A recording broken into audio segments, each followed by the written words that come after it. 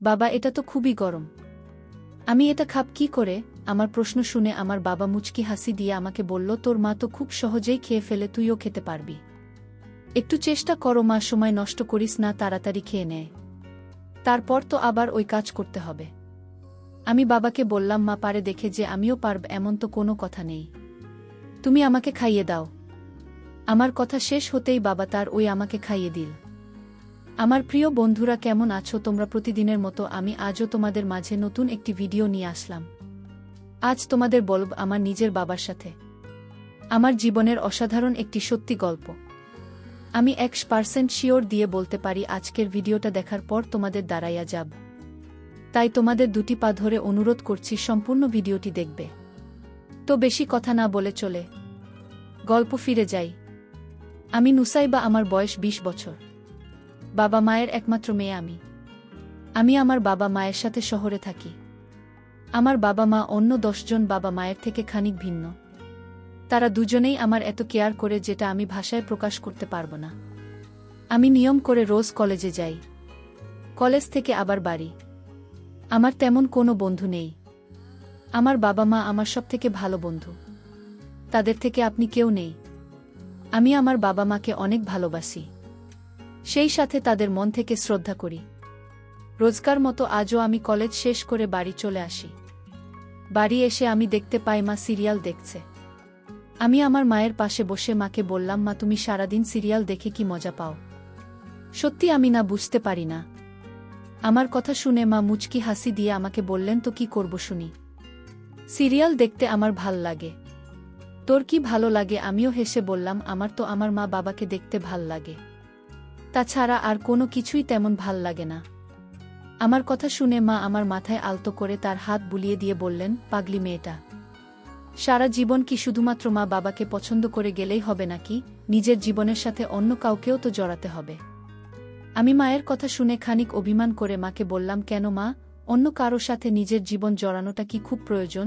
মা হেসে ফেলল আর বলল, তা নয়তো কি, প্রতিটা মেয়ের আসল বাড়ি তো তার স্বামীর ঘর। এই কথাটা জানিস নাকি তুই? হুম। আমি মাকে বলি, জানি, তবে মানি না। আমার কাছে আমার বাড়ি মানেই বাড়ি।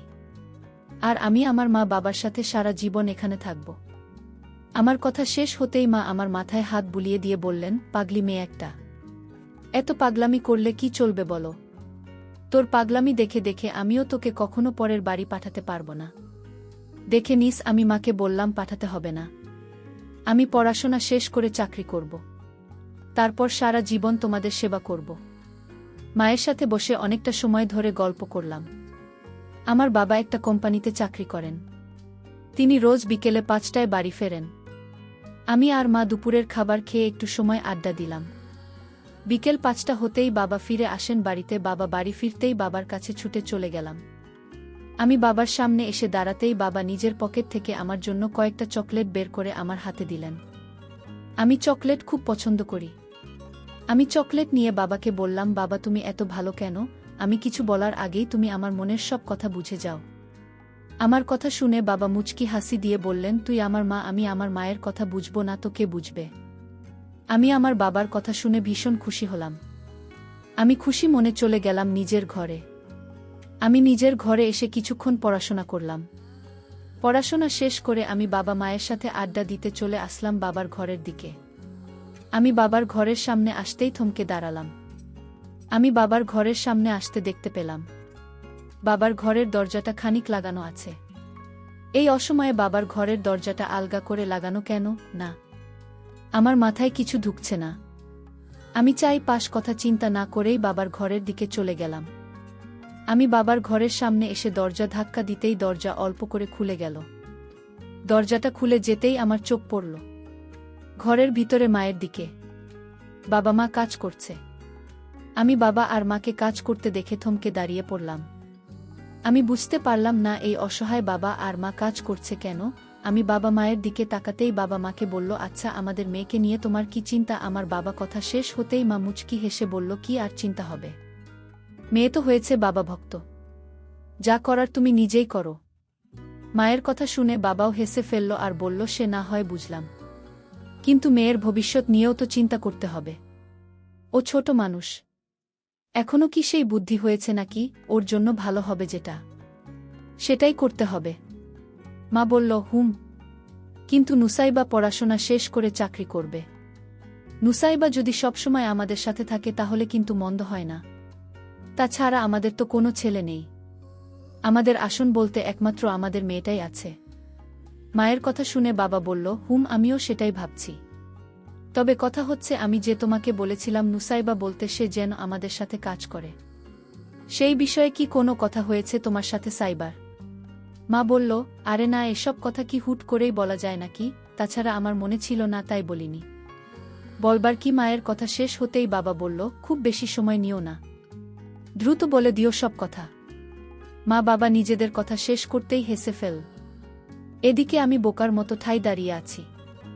আমি বুঝতে পারছি না বাবা মাকে এসব কি কথা বলছে। যদিও আমি সব সময় চাই বাবা মায়ের সাথে থাকবে, তাদের সাহায্য করব, কিন্তু তাই বলে যে আমার এখন কাজ করতে হবে, এটা আমি ঠিক মেনে নিতে পারছি না। আমি খানিক সময় আরও দাঁড়িয়ে থাকার পর আমি অনুভব করলাম যে আমার জল চলে এসেছে। এখানে আর বেশিক্ষণ থাকা যাবে না। আমি দ্রুত বাবা মায়ের ঘরের সামনে থেকে দৌড়ে চলে গেলাম নিজের ঘরে। আমি নিজের ঘরে এসে বসে পড়লাম বিছানার উপর। আমি বিছানার উপর বসে আপনি মনে ভাবছি বাবা আর মায়ের বলা কথাগুলো। আমি বরাবর বাবা মাকে সম্মান করি আর সেই সাথে তাদের অনেক শ্রদ্ধা করি, কিন্তু তার মানে এই নয় যে আমি এখন তাদের সাথে কাজ করব। আমি আমার মতো থাকতে চাই, অথচ বাবা মায়ের সাথে আমাকে নিয়ে প্ল্যান করতে শুরু করেছে না। এটা আমি ঠিক মেনে নিতে পারছি না। আমি আপন মনে এসব নিয়ে চিন্তা করছি। বাবা মায়ের বলা কথাগুলো শুনে আমার ভিতর খানিক অদ্ভুত অনুভূতি কাজ করছে। আমার জল পড়ছে। আমি কোনো মতে নিজেকে সামলে নিতে বাবা আর মা একসাথে আমার ঘরে আসলো। বাবা আর মা আমার ঘরে এসে আমার পাশে বসে আমাকে উদ্দেশ্য করে মা বলল, নুসাইবা, কি করছিস মা? আমি মায়ের দিকে তাকিয়ে খানিক নরমালি বললাম, এই তো মা, বসে আছি। কেন, কিছু কি বলবে? আমার প্রশ্নের জবাবে মা বলল, কোনো তোর সাথে গল্প করার জন্য এসেছি আমরা। আচ্ছা শোন, এখন তবে তুমি পড়াশোনা করো, আমরা পরে আসব। এই বলে মা চলে যেতে লাগলো আমার ঘর থেকে। আমি কিছু একটা ভেবে আমাকে থামিয়ে দিয়ে বললাম, মা, কোথায় যাও? আমার সাথে গল্প করবে না? মা আমার কথা শুনে আমার দিকে তাকিয়ে বলল, তুই তো এখন পড়তে বসেছিস, পরে বিরক্ত করা কি উচিত হবে? আমি মাকে বললাম, আমি পড়াশোনা শেষ করে ফেলেছি, এখন আর সমস্যা নেই, বসে এখানে। মা আমার কথা মতো আমার পাশে বসে পড়ল। বাবা চলে গেছে কিচেনে। আজ নাকি বাবা আমাদের জন্য স্পেশাল খাবার রান্না করবে। বাবা চলে যাওয়ার পর মা আমার মাথায় আলতো করে হাত বুলিয়ে দিয়ে আমাকে বলল, মা, তোকে একটা কথা বলবো, তুই রাগ করবি না তো? আমি মাকে বললাম, হু হু, বলো নাকি কথা। মা আমাকে বলল, আমি আর তোর বাবা একটু আগে কাজ করেছি, দেখেছিস তো তুই? আমি মায়ের কথা শুনে খানিক নীরব হয়ে গেলাম। আমি নীরব হয়ে গিয়ে ভাবতে থাকলাম, মা আমাকে দেখে কি করে? আমি তো ভেবেছি মা আমাকে দেখতে পায়নি। মা আমাকে নিশ্চুপ দেখে বলল, এই পাগলি মেয়ে আমার, কি চিন্তা করছিস? এমন করে বোবা হয়ে গেলে আমি কি করে তোর সাথে কথা বলবো? আমি মাকে বললাম, মা দেখেছি। মা বলল, তোর বাবা চাইছে তো কেউ নাকি কাজ শেখাবে। আমি বারণ করেছি প্রথমে, তবে তোর বাবা বারবার করে বলছে, আড্ডা দিতে দিতে কাজ যদি একসাথে করি তবে তাড়াতাড়ি কাজ শেষ হয়ে যাবে। তিনি তো কে বলতে পারছেন না, তাই আমাকে দিয়ে বলাচ্ছেন তুই কি আমাদের সাথে কাজ করবি। আমি মায়ের কথা শুনে ভীষণ অবাক হয়ে বললাম, না, আমি পারবো না। আমি জীবনেও এমন কাজ কখনো কি করেছি নাকি? আমি কি করে পাপ বলো? মা বলল, সমস্যা নেই, আমি শিখিয়ে দিব। তারপর তোর বাবাও আছে, তোকে শিখিয়ে দেবে। আমি মায়ের কথা শুনে আপনার মনে ভাবলাম, বাবা মায়ের সাথে কাজ করলে তো আমার আর কোনো সমস্যা হবে না। তাছাড়া আমি যদি সারাদিন শুয়ে বসে সময় কাটাই, যদি একটু কাজ করি তবে সেটা আমার জন্য ভালো হবে। আমি অনেক কিছু চিন্তা করে নিয়ে মাকে বললাম, আচ্ছা ঠিক আছে, আমি কাজ করব তোমাদের সাথে, তবে একটা শর্ত, আমাকে ভালো করে সব কিছু শিখিয়ে দেবে, তা না হলে আমি কিন্তু পারব না কিছু করতে। মা আমার কথা শুনে মুচকি হেসে বলল, পাগলি মেয়ে আমার, সব শিখিয়ে দেব তোকে। এখন চল গিয়ে তোর বাবাকে এই খবরটা দিয়ে আসি। এই বলে মা আমাকে তার সাথে করে নিয়ে চলে গেল কিচেনে। কিচেনে আসতেই মা বাবাকে সব কথা বলল। বাবা মায়ের কথা শুনে ভীষণ খুশি হলেন, আর আমার মুখে তার বানানো জিনিস ঢুকিয়ে দিলেন, আর বললেন, এটা খেয়ে দেখুন সাইবা, অনেক স্বাদ। তোর মা নিজে প্রশংসা করেছে। হুম, আমি বুঝতে পারলাম বাবা এটা কি জিনিস বানিয়েছে। আমি বাবাকে বললাম, বাবা এটা তো অনেক গরম, আমি এটা খাব কি করে? বন্ধুরা, ভিডিও মাঝখানে একটা কথা বলতে চাই, আমি তোমাদের আনন্দ দেওয়ার জন্য খুব কষ্ট করে ভিডিও বানাই। তাই তোমাদের কাছে অনুরোধ থাকবে অবশ্যই এই ভিডিওটি দেখে একটি লাইক করবে এবং চ্যানেলটি সাবস্ক্রাইব করে পাশে থাকবেন। আমার প্রশ্ন শুনে আমার বাবা মুচকি হাসি দিয়ে আমাকে বললেন, তোর মা তো খুব সহজেই খেয়ে ফেলে, তুইও খেতে পারবি। তাড়াতাড়ি খেয়ে নে মা, তারপর তো কাজ করতে হবে।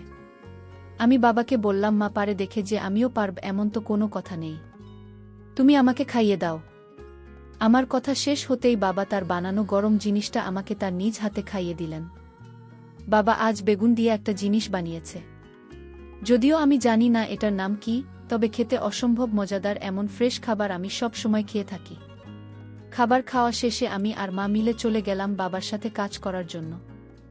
আর তিনজনে মিলে অনেক কাজ করলাম। আমার ভালোই লাগছে গল্প করে কাজ করতে। আমার বাবা মা সত্যিই মহান, তাদের মতো বাবা মা পেয়ে আমি ভাগ্যবান। তো বন্ধুরা, এই ছিল আমার নিজের বাবা মায়ের সাথে আমার জীবনের একটি সত্যি ঘটনা।